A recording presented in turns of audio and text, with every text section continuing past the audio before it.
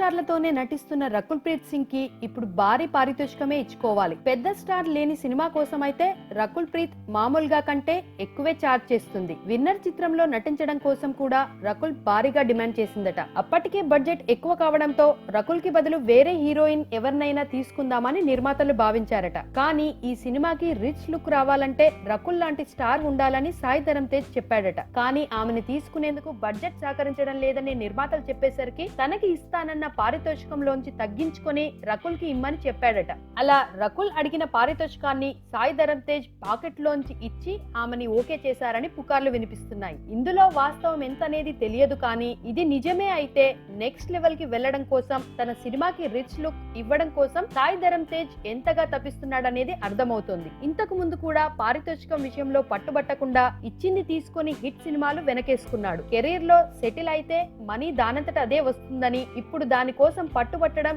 దండగా అనే సూత్రాన్ని ఇంత యంగ్ ఏజ్ లో తెలుసుకున్నాడంటే గొప్ప విషయమే మరి.